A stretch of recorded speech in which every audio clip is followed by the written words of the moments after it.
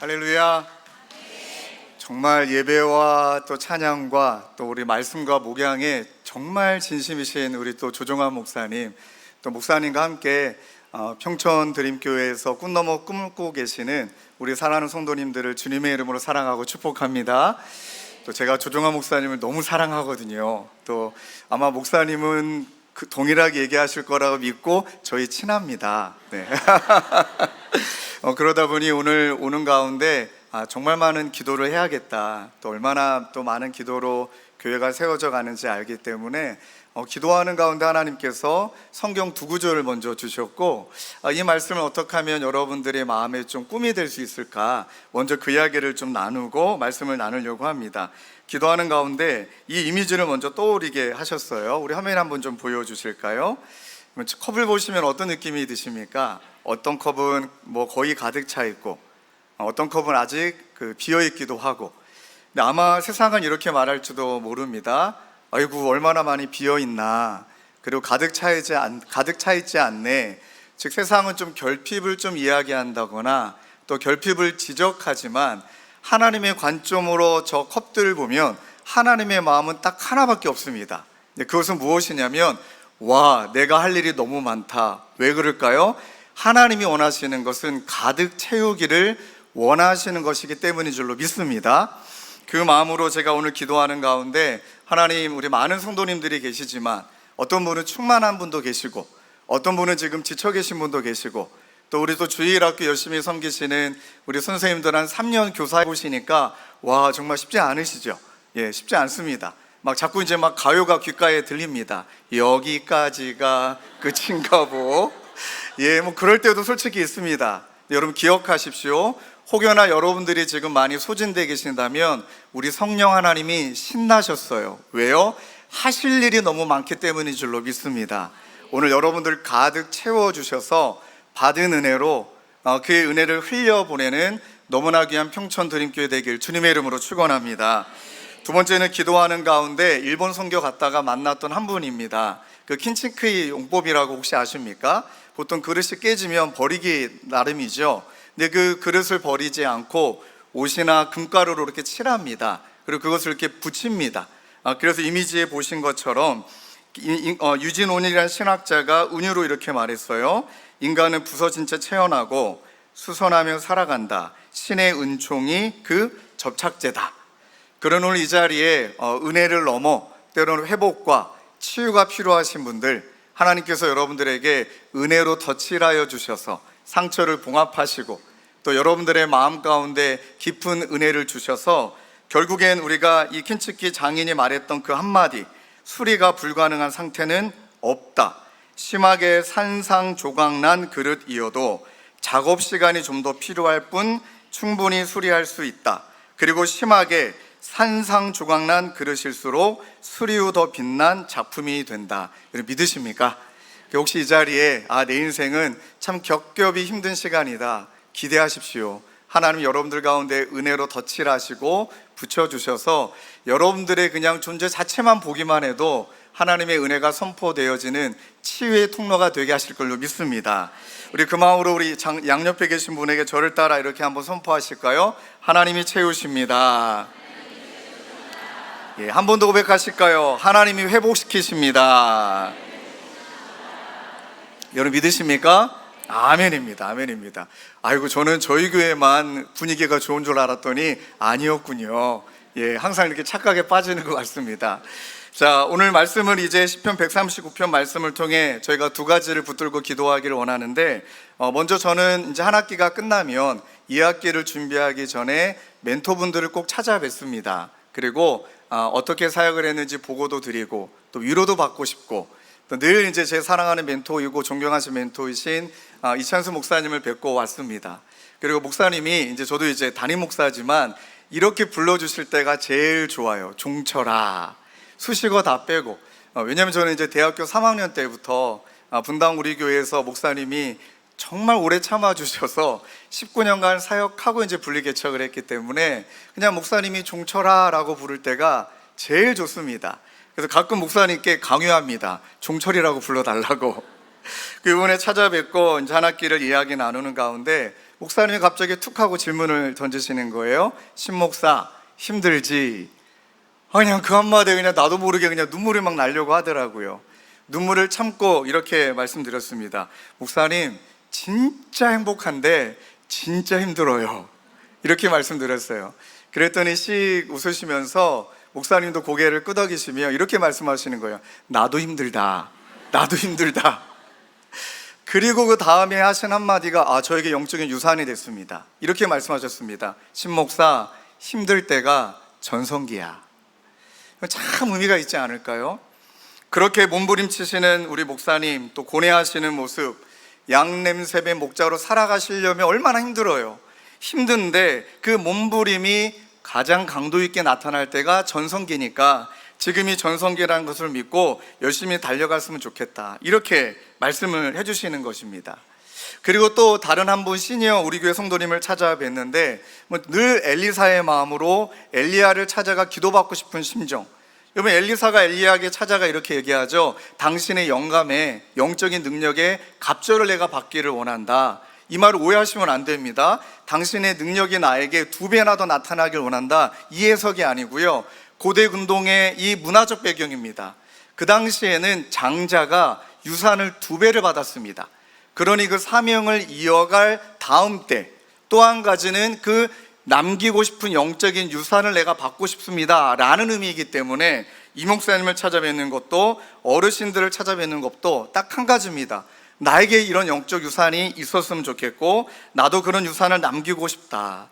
그리고 이제 저희 교회 연세가 많으신 우리 어르신을 찾아가서, 우리 여 권사님이신데 이렇게 질문했습니다. 권사님, 참 제가 앞으로 부족한 게 많고 나약한 게 많기 때문에 질문도 많지만 이렇게 좀 여쭙고 싶습니다.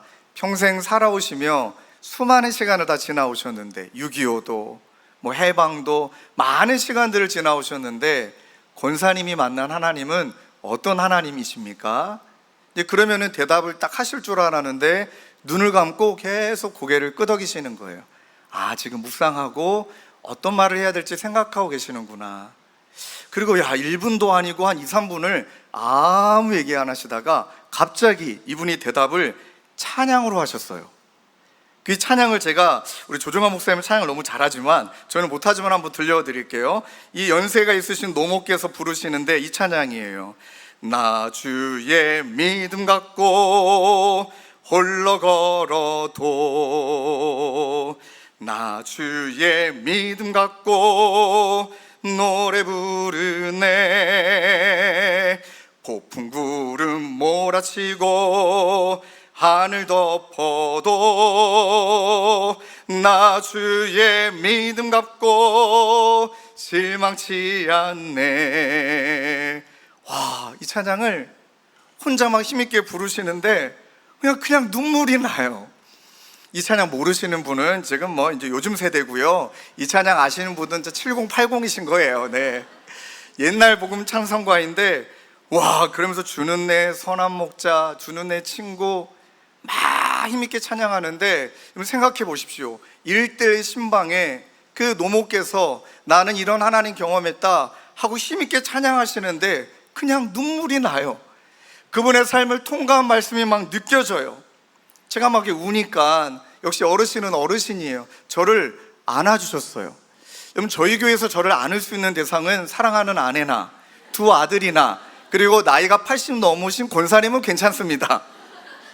권사님이 꽉 안아주시는데 진짜 막 그 안에서 많이 울었습니다. 그러면 여러분 있잖아요, 이렇게 안으면은 우리가 머릿속에 조금 이제 흐르는 레파토리가 이분이 내 등을 도닥여준다, 뭐 등을 쓰다듬어준다, 이럴 줄 알았는데 갑자기 2절을 찬양하세요. 저를 안고 내 주는 선한 목자. 제가 그 권사님하고 둘이 부둥켜 안고 이 2절을 얼마나 힘있게 불렀는지 몰라요. 오늘 집에 가서 남편하고 부둥켜 안고 한번 해보세요. 얼마나 은혜가 되는지. 여러분, 이 찬양 혹시 아십니까? 우리 아신다면 우리 2절을, 우리 예수님이 나를 안아주는다는 마음을 가지고 우리 함께 한번 우리 그냥 반주 없이 불러볼까요? 시작.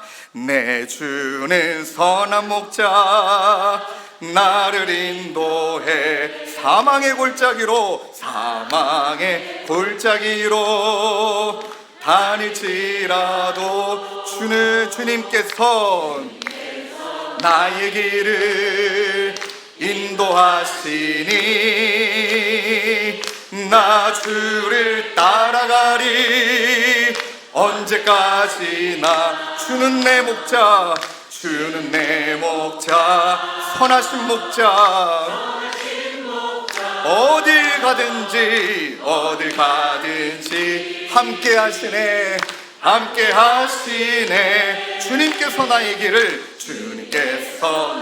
길을 인도하시니 나 주를 따라가리. 언제까지나. 아멘, 아멘. 야, 수준이 다르시네요. 막 찬양대 여기 뭐 화음 넣어주시고 막, 이야. 보니까 이 찬양 모르겠다라는 표정이 몇 분 계신데 요즘 분이어서 그런 거예요. 괜찮습니다. 오늘 여러분들과 나누고 싶은 게 무엇이냐면, 한 학기 마쳤어요. 그리고 이제 2학기를 다가옵니다. 또 인생의 전반전을 마치신 분들은 인생의 후반전이, 또 이건 나이와 상관없습니다.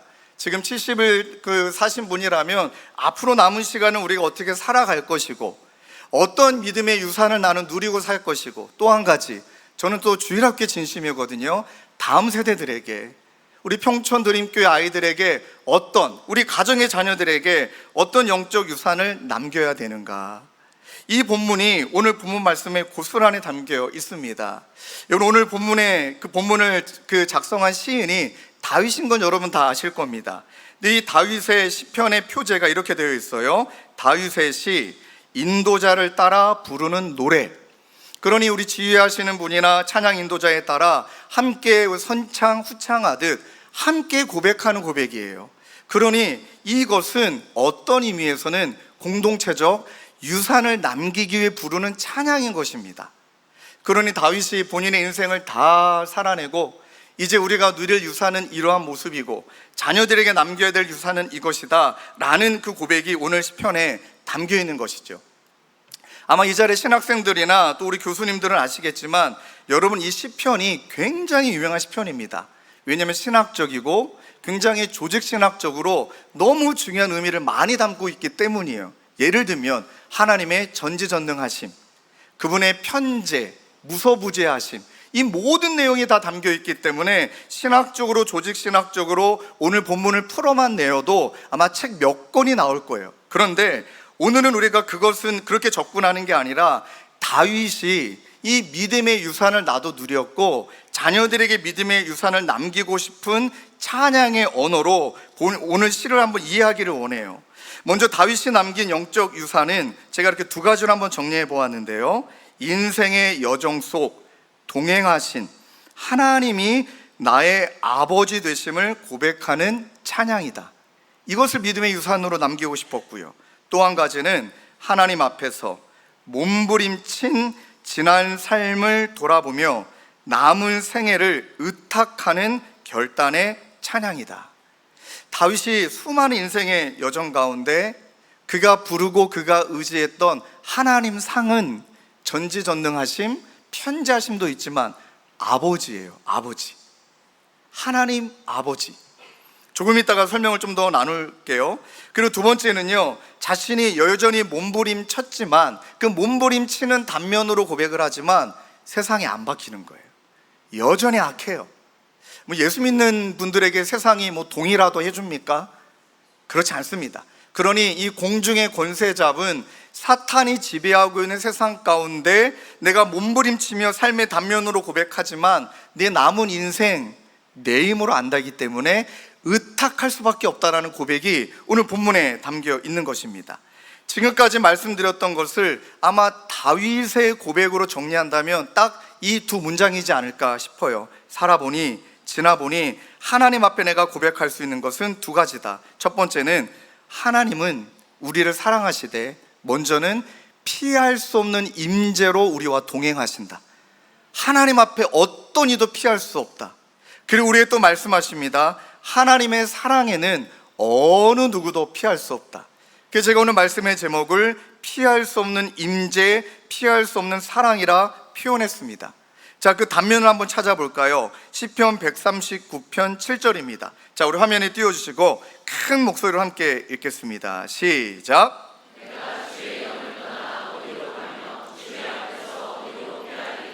자, 이 고백이 어떤 의미입니까? 내가 주의 영을 떠나 어디로 가며 주의 앞에서 어디로 피하리이까? 없다는 거예요. 없다는 거예요. 여러분 한번 생각해 보실까요? 피할 수 없다. 다 아신다. 그러면 이것이 우리에게 어떤 의미에서는 감사이기도 하지만 정직하게 우리의 내면을 돌아보고 참 죄인 중에 괴수인 우리의 모습을 고백하면 굉장히 두려운 거예요. 하나님 여러분들 다 아신다니까요. 오늘 교회 오시기 전에 일주일 동안 어떻게 죄졌고 어떤 탐욕과 어떤 욕심으로 살았는지 일거수일투족을 다 아신다니까요. 여러분들 지금까지 살아오면서 어떻게 살아왔는지를 다 아시는 주님, 그분을 피할 수 없다. 한번 질문을 던져보겠습니다. 기쁘세요? 두려우세요? 기쁘시다고 말씀하신 분은 영적으로 충만하신 분입니다. 두려움도 느껴져요. 다 아신다는데. 그리고 하나님의 사랑에 대해서 조금 이따 이 부분을 살펴보고요. 139편 14절에 새번역 성경이 이렇게 고백합니다. 내가 이렇게 빚어지는 것이 오묘하고 주님께서 하신 일이 놀랍다. 이 모든 일로 내가 주님께 감사하다. 내 영혼은 이 사실을 너무나 잘 안다. 그러니까 나를 이렇게 아름답게 빚으신 하나님의 사랑, 이 세상과 비교하지 아니하고 나의 나 된 것이 하나님의 은혜요 사랑이라는 것이 내 영혼이 너무나 잘 안다. 자, 그럼 어떻게 하면 이렇게 고백을 올려드릴 수 있을까요? 자, 첫 번째로 돌아가서 피할 수 없는 임재, 이것은 하나님이 모든 것을 다 아시는데 아버지로서 아신다는 거예요. 정리한다면 어디에 있든 어떤 상황이든 하나님은 인격적으로 우리에게 임재하시기 때문에, 아버지로 자녀와 교제하시기 때문에 두려움이 아니라 감사할 수 있고, 억압이 아니라 안식의 임재를 우리로 하여금 경험케 해주신다는 것입니다. 저도 이제 자녀를 키워보니까 알 것 같습니다. 저도 청소년 사역만 17년 했기 때문에 나름대로 이찬수 목사님에 이어 청소년 전문가다, 리틀 이찬수다, 이런 이제 영광스러운 별명도 들어봤는데, 남의 자녀가 사춘기라 내 자녀가 사춘기랑은 완전 다른 문제잖아요. 제 아들이 중3이거든요. 할렐루야. 그냥 빨리 주님이 왔으면 좋겠습니다. 마라나타. 그런데 어떤 마음이 드냐면 얘가 뭔가를 잘못했습니다. 근데 제가 알고 있었는데 얘는 아빠가 아는지 모르는지 아직은 몰라요. 얼마나 눈치를 살피시는지. 근데 그 마음이 그냥 너무너무 그냥 짠해요. 그러니까 계속 그때부터 관계도 서먹서먹하고 아빠 눈치를 보니까 마음도 편치 않고, 안 되겠다, 그냥 아는 척을 해야겠다 하고 누구야 불러가지고 아빠가 실은 알고 있었다. 그 순간에 얘가 깜짝 놀라는 거예요. 자신의 만행이 드러났으니까. 이렇게 말했어요. 근데 모른 척하고 넘어가려고 그랬는데 너가 눈치 보는 게 아비의 마음으로 너무 마음이 아프다. 너 좀 혼내려고 부른 게 아니라 이제 그거 털어내자. 아빠 있기로 했고 너도 잘못이라는 걸 스스로 깨닫고 있으니까 모른 척 하고 싶은데 너가 눌리니까 안 될 것 같다 하고 이제 자유하자. 괜찮다. 제 앞에서 막 펑펑 울더라고요. 그러면 저는 이제 다음날 그래도 미안하니까 잘할 줄 알았는데 예전하고 똑같이 살아요. 그게 자식이죠. 그런데 그 다음날부터 제가 이제 잠이 편히 오더라고요. 그게 아비예요, 여러분. 아비는 자식의 상처, 수치, 죄악, 어느 누가 세상에 우리 아들이 무언가 잘못을 해서 그 죄를 드러내고 그 죄를 단죄한다 할지라도 아비는 그 아들을 대신해서 죽으라면 죽을 수 있는 게 아비더라고요. 그래서 때로는 이 땅에 살아가며 육신의 아버지로부터 이런 사랑을 받지 못해서 하나님을 아버지라 부르는 것이 너무 힘든 분도 계십니다. 그러면 저는 꼭 그분들 위해 기도해 드립니다. 그 육신의 아버지가 우리 귀한 자매에게, 형제에게 너무나 큰 상처를 줬지만 우리가 믿고 있는 영의 아버지는 진짜 아버지다운 모습을 보여드리실 거니까 그 하나님 만나서 아들됨을 누리고 딸됨을 누리시길 주님의 이름으로 축원한다. 이렇게 얼마나 도전하는지 몰라요. 왜냐하면 레리 클랩 신학자이고 그리고 심리학자가 이렇게 말합니다. 당신이 숨기는 그 어둠 안에 하나님의 빛이 가장 필요하다는 것을 저는 이렇게 부연합니다. 하나님 아버지는 잘 알고 계신다. 아멘. 또 여러분, 우리가 너무나 존경하고 또 이분의 책을 좋아하죠. C.S. 루이스는 이렇게 말해요. 하나님 앞에서는 가면이 아무 소용이 없다. 오히려 가면을 벗는 순간 진정한 자유가 시작된다. 그리고 이 말과 연결해서 레리 클레비 쓴 그 영적 가면을 벗어라라는 주옥 같은 책이 있습니다. 청년들은 이 책을 꼭 읽어야 됩니다. 내 내면과 외면이 왜 이렇게 이중적인지를 보게 하는 책이거든요. 이 영적 가면을 벗어라는 책에 이렇게 말합니다. 하나님은 우리가 가면을 쓰고 잘 사는 것보다 진실하게 무너지는 것을 더 기뻐한다. 진짜 와닿는 말입니다. 이 책의 원문의 그 책 이름이 인사이드 아웃이거든요. 그 안에 있는 것을 돌아보고 내면의 깊이를 돌아보며 문제없는 척, 괜찮은 척, 믿음 있는 척, 잘하고 있는 척 아니다. 그 모든 속에 내면에 있는 상처와 두려움과 욕망과 하나님에 대한 오해를 직면할 때 비로소 가면을 벗고, 그러니 하나님 앞에서만큼은 넘어지는 것을, 무너지는 것을 두려워하지 말고 기뻐해라. 여러분, 저희 교회 성도님 중에서도 척하는 분 많으세요. 가장 중에. 또 저희 교회도 여러분들 교회 마냥 이제 다른 교회에서 신앙생활 하시다가 이런저런 상황에 옮기신 분들이 계시는데, 그런 분들이 좀 계셨어요. 저희 교회는 교회에서는 너무 나이스해요. 집에서는 안 나이스해요.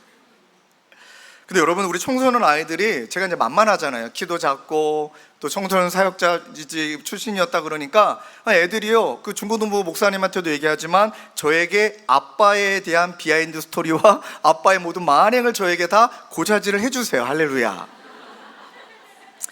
들어보면 그쵸, 웬만하면은 이해가 되죠. 근데 이 정도는 아니다 싶을 정도의 분이 계시는데, 주일날 너무 경건한 모습으로, 주일날 너무 귀한 모습으로 예배를 드리고 계세요. 그래서 이제 그 아들은, 이제 죄송합니다, 이 아들의 말을 그대로 표현하면 그 아버지가 역겨워 자기는 교회 가기 싫다 하고 정리를 하고 신천지로 가냅니다. 그러니까 아버지에게 상처 주고 싶어서 신천지로 간 거예요. 근데 가보니 얼마나 관계망이 신천지가 두꺼운지 몰라요. 갔다가 몇 주 만에 겁먹고 저한테 해서, 넌 신천지 가지 말고 네가 말하는 요지가 뭔지 알겠으니까 단 시간을 줘라. 야, 다짜고짜 내가 니네 아빠 만나가지고 그렇게 살면 안 됩니다. 그럼 큰일 나지 않냐. 관계를 맺어야 뭔가 얘기할 수 있지 않겠니. 6개월만 기다려보자 하고 이제 그 아버님을 만나고 뜸을 들이고, 그러다가 이제 깨달았어요. 이분이 그렇게 하고 싶어서 되는 게 아니잖아요. 솔직히 악한 아버지가 되고 싶은 아버지가 어디 있습니까? 켜켜이 쌓인 상처예요. 이분도 그 원가정 안에 어릴 적부터 켜켜이 쌓인 상처 때문에. 근데 제가 그분에게 말씀드렸던 것도, 이 책을 선물하며 고민했던 것도, 그것을 드러내는 시간이 됐으면 좋겠다. 그래야 본인도 회복되시고 알도 회복될 것 같다 하고 이분에게 이런 말씀 드렸습니다. 지금까지 속에 있는 것을 보지 못했고, 약간 이 싱크홀 같은 느낌이거든요. 저도 이제 그 심리와 그 심리 상담을 공부했기 때문에 사람의 심리도 그래요. 에너지가 있거든요. 그 용량이 있어요. 다 썼는데 지금 텅 비어 있는데 간신히 그냥 열심으로 버티고 있는 거예요. 그러니까 안 무너진 것은 뭔가 지금 간당간당하게 버티고 있는 거지, 속은 비어 있는 거예요. 그런데 그 이상의 압력이 가해지고 상처나 눌림이나 비교나 그러면 와르르 무너져요. 근데 중요한 것은 무너져 봐야 돼요.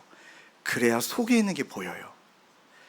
내가 아버지부터 너무나 큰 상처를 받았구나라는 걸 이분이 깨닫고 상담을 받기 시작하고, 저와 함께 기도하기 시작하고, 말씀을 암송을 시작하고, 그리고 제가 지금도 기억납니다. 이분이 하나님을 향하여 아버지라고 못 부르셨던 분이에요.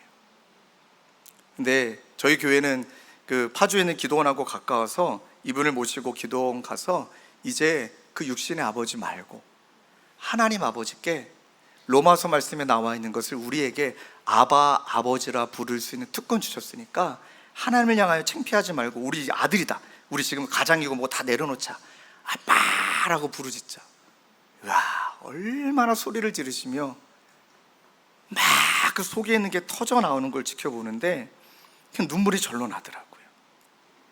혹여 이 자리에 앉아 계신 분 중에 여러분 꼭 기억하셔요. 하나님은 정죄하는 신 아니십니다. 하나님은 심판하려고 기다리시는 신 아니십니다. 정죄와 심판 앞에 예수 그리스도 보내셔서 저와 여러분들 너무나 사랑하시기 때문에 어떻게 해서든지 구원해서 양자 삼아 주시려고 원하시는 하나님 아버지가 우리의 하나님이심을 믿습니다. 그러면 무너지는 것을 두려워하지 마십시오. 우리 가장들, 우리 사랑하는 조정환 목사님과 함께 이곳에서 예배 드릴 때마다 하나님 앞에 그냥 우세요. 하나님 앞에 그저 우시며 내 마음을 쏟아낼 때 우리 주 하나님이 회복의 여정으로 반드시 이끌어 주실 것을 믿습니다. 두 번째는 우리가 숨기지 않아도 되는 것이 두려움이 아니라 감사인 것은요, 하나님이 우리를 다 아심에도 불구하고 절대 버리지 않으십니다. 부모가 자식을 버립니까? 혼낼 뿐이죠. 제가 이것을 얼마 전에 정말 뼈저리 경험했습니다. 저는 파주, 김포, 일산 지역이기 때문에 신방의 거리들이 파주, 일산, 김포 이제 많이 다녀요. 이제는 내비게이션을 보지 않아도 어느 정도 길을 다 익혔습니다. 이제 교만한 거죠. 이제 그러면서 이제 양주에서 오시는 성도님이 계셔서 저기쯤이야, 나 내비게이션 안 보고 간다 하고 운전해서 가는데 내비는 켜고 갔어요. 근데 보진 않고 갔죠. 그러다가 외딴 길로 빠졌다가 완전히 반대길로 다시 파주로 돌아오는 길로 가버린 거예요. 근데 그 순간에 제가 너무 은혜 받은 것은 내비게이션이 저를 정죄하지 않으시더라고요. 딱 그 순간에 내비게이션이 기다렸다가 내가 주인 잘못 만났네, 내가 이렇게 순종도 못하는 주인 만나가지고, 이런 느낌이 아니라 아무런 얘기도 없이 방향을 새로 정해줘요. 방향을 또 새로 정해줘요. 이것도 너무 은혜 받았는데, 제가 진짜 은혜 받은 것은 딱 목적지에 도착하자마자 내비게이션이 타왔습니다. 끝! 그러니까 목적지까지 반드시 이끌어주더라고요. 내비게이션에 진짜 은혜 받았습니다. 그러면서 대비하며 생각했던 것이, 하나님이 우리를 버리지 않으신다는 것은요, 혼자 내버려 두지 않겠다란 말을 넘어 반드시 끝까지 우리가 가야 될 자리까지 우리를 이끄시는 분이 하나님 아버지신 줄로 믿습니다. 그 하나님이 우리보다 우리를 더 잘 아세요. 정말 나보다 나를 더 잘 아세요. 저는 저보다 나를 더 아시는 하나님께 우리 자녀들 위해 기도할 때도 동일합니다. 이제는요, 부모가 아무리 지혜롭고 아무리 사려 깊고 아무리 인내해도 안 될 건 안 돼요. 그냥 그 아이 몫이에요.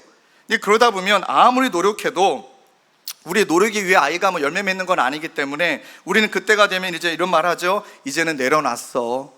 이젠 자식을 내려놨어. 뭐래도 안 돼. 근데 이 고백이 진짜 복음적 고백인 거 아십니까?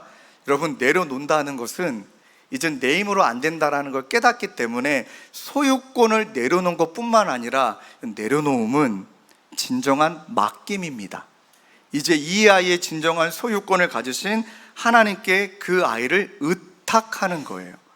그런 내려놓음이 의탁의 기도로 연결되지 않으면 그거는 포기예요.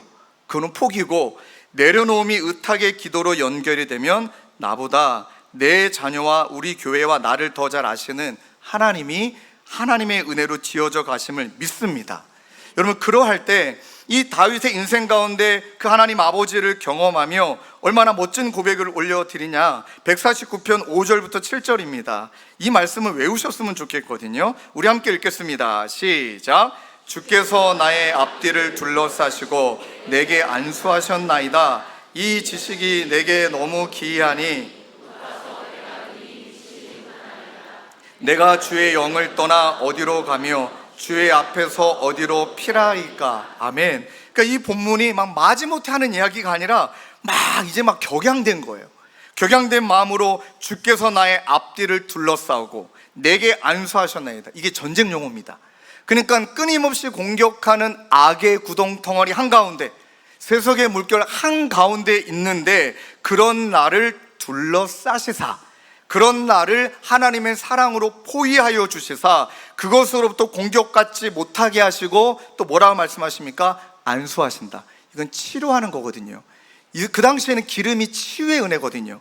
그러니 상처받고 그렇게 이 세상 가운데 이렇게 저렇게 치이는 우리를 지켜주실 뿐만 아니라 때로는 공격에 입어 무너질 때 바로 우리를 안수하여 주신다. 그럼 여러분, 이 전쟁과 같은 영적인 전쟁 한가운데 저희들이 살아가며 이 기도 얼마나 많이 해야 될까요? 하나님, 내 앞뒤를 둘러싸시사 나를 에워싸시사 지금 안수하여 주옵소서.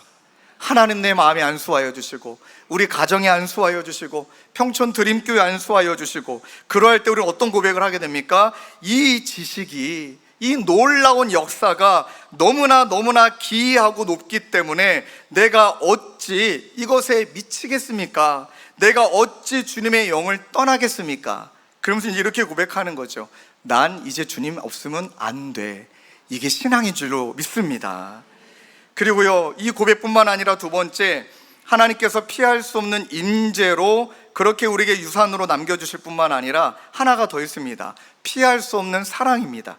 이건 두 가지 측면이 있는데, 첫 번째는 하나님의 창조는 사랑의 작정이고 그 절정이 우리다. 여러분이 하나님께서 세상을 만드신 다음에 시편 139편 13절 16절을 쭉 읽어보시면 내 내장을 지으셨다, 그러니까 오장육부를 지으셨다는 말도 있지만, 이거는 내 마음을, 내 영혼을, 그 코에 생기를 불어넣으시사 그리고 나를 모태에서 만드셨다. 그 내가 주께 감사함은 나를 지으심이 심히 기묘하다. 여러분, 이 말이 정말 멋진 말인 걸 기억하셔야 됩니다.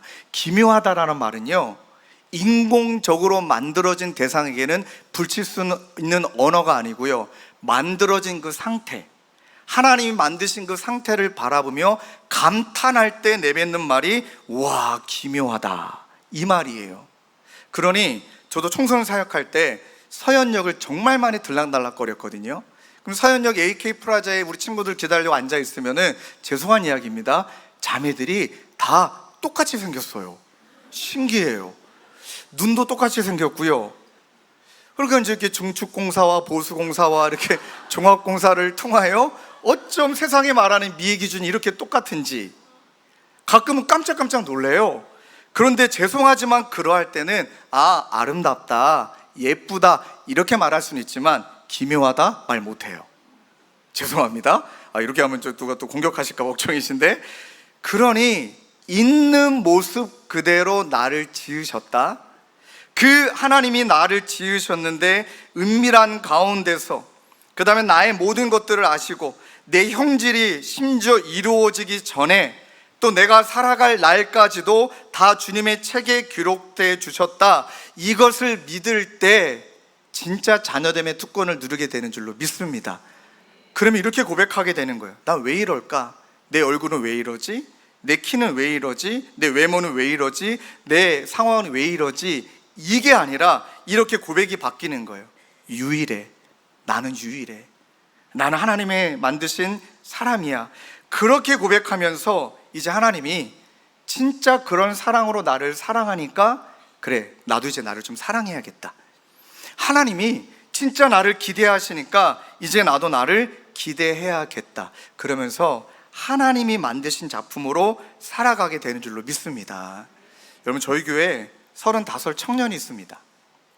놀라실 거예요. 이 청년 서울대 나왔습니다. 와, 모든 그 부모들이 좋아하고, 이 친구의 직업을 알려드리겠습니다. 다 이 친구 오픈해 된다 그랬으니까 구글 다닙니다. 연봉이 2억이 넘습니다. 자, 그러면 이제 자매들 이제 연락 주시겠죠? 근데 이 형제가 이번 저희 교회 청년부 수련회 끝나고 퇴사했습니다. 그리고 수련회 기간 내내 진짜 바닥을 떼굴떼굴 구를 정도로 아파하면서 회개했습니다. 그게 뭐였냐면, 목사님, 저는 만들어진 사람입니다. 그냥 어머니 아버님이 만드시는 대로 순종적인 형제, 착한 거죠. 반항 한 번도 없이 공부 잘했고 착했고 교회 다 다녔고, 그런데 삶이 행복하지가 않은 거예요. 나도 하고 싶은 게 있는데, 내 꿈이 있는데, 근데 그냥 세상에 말하는 기준에, 그래, 그 부모님은 얼마나 좋아하세요. 이 친구가 저에게 한다는 이야기가, 저 퇴사하고 싶습니다. 그래서 제가 잘했다. 단 부모님에게 말하지 말고 당분간 우리 비밀로 하자. 왜냐면 퇴직금 나오니까 좀 버텨보자. 그랬는데 부모님에게 당당하게 말씀드리고, 또 부모님이 상처받지 않게 잘 이야기하겠다. 근데 얘가 부모님이 하셨던 이야기는, 저는 부모님을 위해 살았지 이제는 저를 위해 살고 싶습니다. 35살이에요. 그리고 얘가 지금 수능을 다시 준비합니다. 그럼 여러분들 생각에, 아니 그냥 살지, 그 정도 다 갖췄으면 뭘 살지, 이제 와서 무슨 수능이야. 근데 저는 이 친구 안에 드디어 창조의 질서가 작동하고 있다고 저는 확신합니다. 얘가 했던 말에 전 너무 기대가 돼요. 목사님, 35년은 남의 기대로 살았지만 이제 요즘 다 100살까지 산다고 하니까 65년은 하나님이 기대하시는 나, 제가 살고 싶은 나로 살고 싶습니다. 저는 그 말이 너무 눈물이 나요. 앞으로 이 시간에, 그리고 얘가 얼마나 지혜롭냐면요, 저희 교회 고3짜리 애를 찾아가서, 수능 본 지가 한참 됐으니까 고3짜리 애 찾아가지고, 야, 공부는 어떻게 하는 거야? 그 다음에 수능은 어떻게 준비하는 거야? 야, 얘가 서울대 나온 걸 걔네들은 몰라요. 구글 나온 걸 몰라요. 그랬더니 고3짜리 애가 그 35짜리 형이 너무 불쌍하니까, 형 일로 와, 내가 과외해 줄게 하면서 저희 교회 고3짜리 애, 그 다음에 35살 청년들이 모여서 그렇게 공부하고 있는 모습을 지켜보노라면 제 마음에는 얘네는 유일해. 얘네는 창조 질서대로 살아가고 있어. 그러면 된 거지. 그러면 된 거지. 그 다음에 이렇게 말해요. 이 아이들을 바라보며 여러분은, 야, 답 없다, 뭘 그렇게 살아가냐? 아니요, 저는 확신합니다. 이 아이들 하나님의 대안이고 답이 될 줄로 믿습니다. 이 은혜를 경험하게 될 때 하나님이 이렇게 우리가 하나님의 사랑으로 작정된 존재이기도 하고 그 절정이 우리다라는 것을 찾아가는 과정이, 이게 보통 쉬운 여정이 아니잖아요. 제가 오픈하면 그 35살 청년이 그렇게 은혜가 시작이 된 거는 이 아이가 자살을 시도했기 때문이에요. 눌려서 이 세상이 주는, 구글 가보니까 날고기는 사람이 천지라는 거예요. 자기는 공부 잘한 줄 알았대요. 가보니 자기는 머저리래요. 바보래요. 능력 하나도 없는 자래요.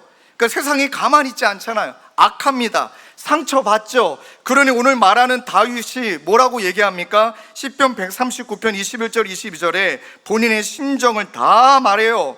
여호와여, 내가 주를 미워하는 자들을 미워하지 아니하오며 주를 치러 일어나는 자들을 미워하지 아니하나이까. 그 다음 말을 기억하세요. 내가 그들이 심히 밉습니다. 그들은 나의 원수입니다. 하나님의 말씀 붙들고 믿음대로 살려고 발버둥치는 다윗을 뭐 세상이 도와줬습니까? 더 악하게 나오죠. 더 짓누르죠. 억압하죠. 그러니 솔직하게 말하는 거예요. 하나님, 정말 세상이 밉습니다.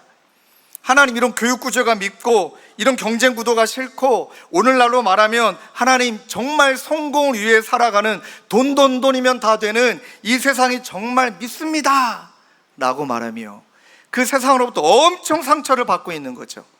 그럼 사람이 어떻게 되는 줄 아십니까? 여러분, 악과 싸우다가 괴물 되는 경우들이 진짜 많아요. 제 친한 친구도 목사님인데 사회 활동을 해요. 법인을 내고 그 다음에 약자들을 대변하겠다 하면서 열심히 이제 사회 활동을 합니다.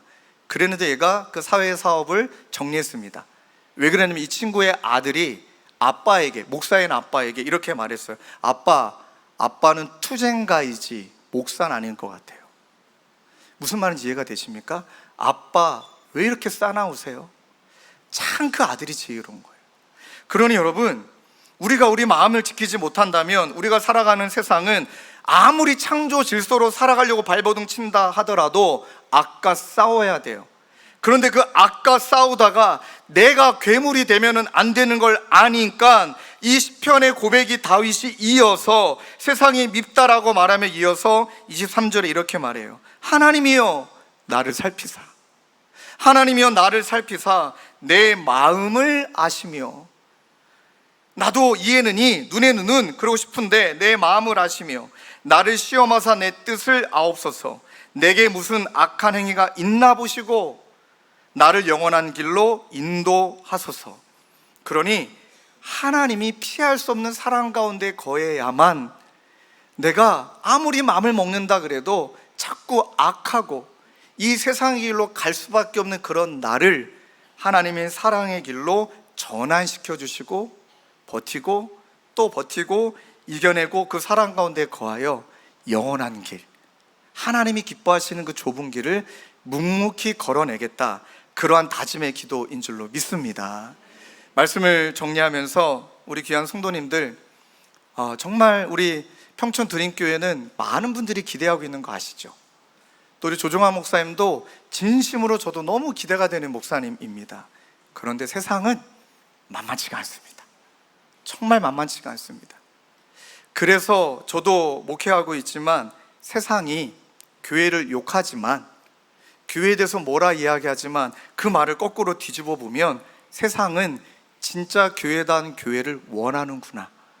어쩌면 이 자리에서 많은 분들이, 저에게도 그렇지만 진짜 교회다운 교회를 위해 몸부림치고 싶어서 코로나 위에 오신 분들이 많으실 겁니다.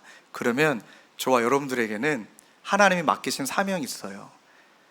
사랑하는 평촌드림교회의 그 유산을 맛보게 하고, 그리고 여러분들의 다음 세대, 죄송한 이야기인데 여러분 다 하나님 언젠가 불러가실 거잖아요. 안 가시려고요? 다 불러가세요. 천국 환송 예배 가운데 불러가실 거예요. 그런데 여러분들 자녀들 남아있잖아요. 어딘가에 남아있겠죠. 혹시 이곳에 남아있겠죠. 그러면 영적 유산이 남겨져야 엘리사가 나타나는 거고요, 영적 유산이 남겨져야 여호수아가 생기는 겁니다. 그러할 때 10년 뒤, 지금보다 사랑하는 평촌드림길 10년 뒤에 영적인 전성기를 바라보며 그렇게 믿음의 유산을 맛보고 이 교회 가운데 남기기 위해 몸부림치시는 저와 여러분 되시길 주님의 이름으로 축원합니다. 우리 말씀을 붙들고 함께 찬양하며 기도하기를 원해요. 아마 여러분 교회도 이 찬양을 많이 부르셨던 걸로 유튜브를 통해 확인했는데, 나의 하나님, 사랑하는 자야 너는 어여쁘고 참 귀하다. 근데 이 다음 가사가 너무 좋아요. 내가 사랑스럽지 않을 때 너를 온전히 사랑했다. 내가 너와 함께했다. 그러려고 내가 왔다. 그러니 주님의 나라와 뜻이 이제는 우리의 삶 속에 이루어지는 그 영적 유산을 남기기 위해 우리는 몸부림치는 자를 부르셨다. 우리 그 마음으로 그 유산을 내가 누리고 또 누군가에게 그 유산을 남기겠다라 다짐하는 마음으로 함께 찬양하고 기도하시겠습니다.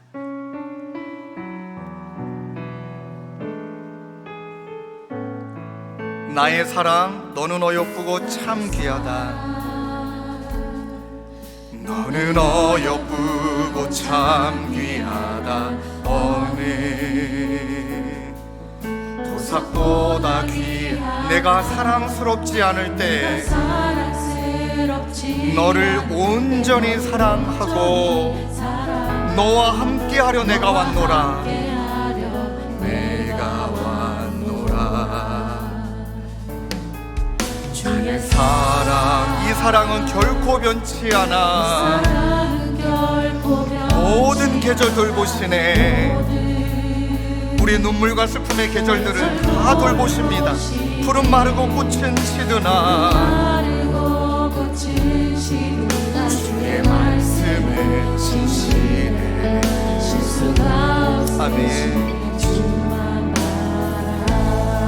주님의 나라와 뜻이, 주님의 나라와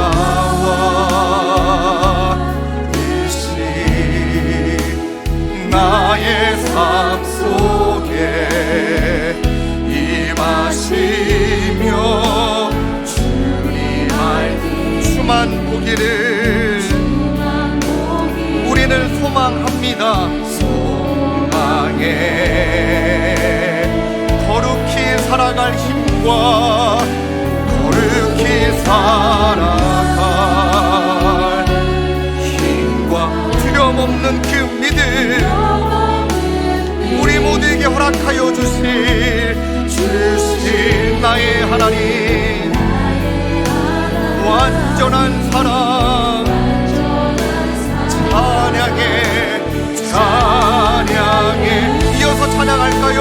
찬양하리 만군의 주, 찬양하리 만군의 주,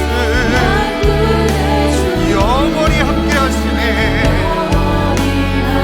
아멘.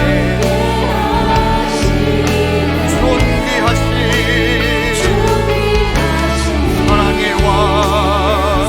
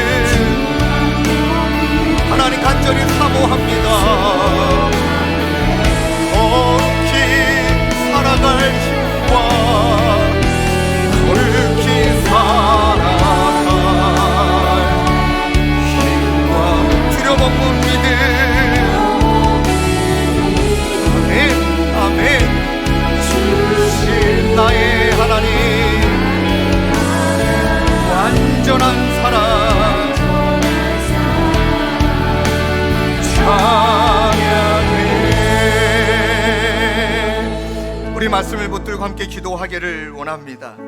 여러분, 지금 어떤 시점을 또 어떤 시점을 지나가고 계시는지 우리 모두는 모르지만 여러분은 알고 계시고 그리고 하나님도 알고 계십니다. 그 시점을 지나가며 어떤 분은 충만하실 수도 있고 어떤 분은 아까 보셨던 거의 비어져 가 있는, 다 비어져 있는 것 같은 그런 영적인 상태에 계신 분도 계실 겁니다. 그래서 오늘 이 예배, 이 시간을 통하여 우리를 충만케 채우기를 원하시는 그 하나님의 임재, 그 하나님의 사랑 가운데 거하여 아버지, 하나님이 나의 아버지 되심을 믿고 하나님이 만드신 질서를 따라 그리고 자유함 속에 그렇게 이번 한 주 하나님의 임재와 사랑 가운데 거하여 승리하고 하나님 그 유산을 맛보고 또 하나님 귀한 평촌드림교회와 사랑하는 다음 세대 가운데 그 유산을 남기고자 몸부림치는 우리 모두가 될 수 있도록 주님 은혜 위에 은혜를 더하여 주시옵소서. 우리 마음을 가지고 한 목소리로 함께 기도하며 나가겠습니다. 기도하시겠습니다. 하나님 아버지 감사합니다. 오늘 귀한 평촌드림교회 사랑하는 성도님들과 함께 우리가 어떤 시점을 지나가든 어떤 시즌을 지나가든 기도하며 무릎 꿇으며 하나님의 임재에 하나님의 사랑 가운데 거하여 하나님 그렇게 포기할 수 없는 하나님의 사랑이 나를 붙들고 계심을 믿고 우리를 가득 채우기를 원하시는 하나님의 사랑을 힘입어 아버지 하나님 믿음의 길을 걸어가는 우리 귀한 평촌드림교회 성도님들 하나님 모두가 되게 하여 주옵소서. 하나님의 임재 가운데 예배와 찬양과 말씀과 아버지 하나님 더 나아가 목양이 정말로 뜨겁게 살아있는 평촌드림교회 되게 하여 주시고 우리 사랑하는 조종환 목사님 날마다 근육간의 강건함을 더하여 주시고 연약한 눈 가운데 앞뒤로 애워싸시사 안수하여 주시사 하나님 귀한 교회를 맡기셨사오니 감당할 힘, 감당한 능력, 감당한 사랑 무엇보다 하나님의 은혜를 경험하는 복된 목사님 될 수 있도록 하나님으로 모든 교육자님들 될 수 있도록 모든 순장님들 될 수 있도록 모든 주일학교 교사 될 수 있도록 모든 봉사자들 될 수 있도록 우리 주 하나님 인도하여 주옵소서. 그 은혜가 우리 가운데 있음을 믿기에 하나님의 인재, 하나님의 사랑 가운데 거하여 믿음의 길을 걸어갈 수 있도록 도와주옵소서. 오 주님, 우리 계속 기도하시고 찬양으로 기도합시다. 주님의 나라와 뜻이 주님의 나라와 뜻이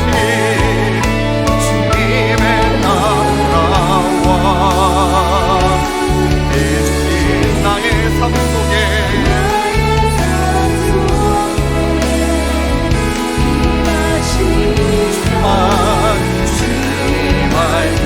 주만 보기를 소망합니다. 거룩히 살아갈 주와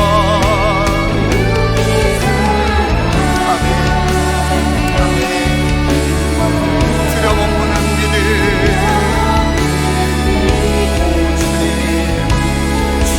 주님 나의 하나님 완전한 사랑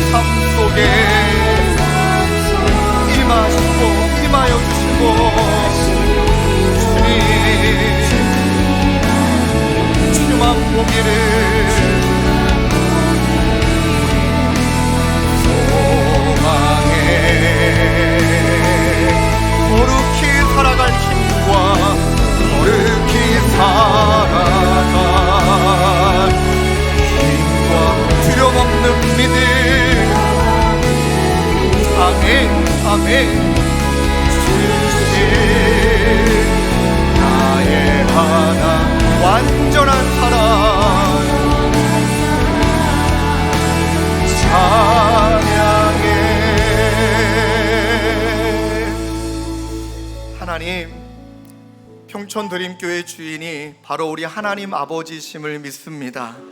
우리 사랑하는 조장한 목사님과 우리 귀한 성도님께 예수 그리스도의 핏값으로 세워주신 복된 교회를 이곳에 세워주셨으니 날마다 하나님의 임재 가운데 거하고 날마다 피할 수 없는 하나님의 사랑으로 하나님 충만하여져서 주님 이곳을 통해 아름다운 우리 하나님이 우리 가운데 원하시는 영적 유산을 맛보고 영적 유산을 남겨주는 복된 성도님들, 복된 교회 되게 하여 주시옵소서. 우리 구주 예수 그리스도의 은혜와 하나님 아버지의 다함없는 사랑과 성령님의 위로교통 감화, 우리와 함께 하시는 성령 하나님의 역사가 피할 수 없는 임재, 피할 수 없는 사랑, 그 은혜 가운데 거하기로 다짐하는 사랑하는 성도님들과 평촌드림교회 가운데 영원히 함께 계시기를 간절히 축원하옵나이다. 아멘.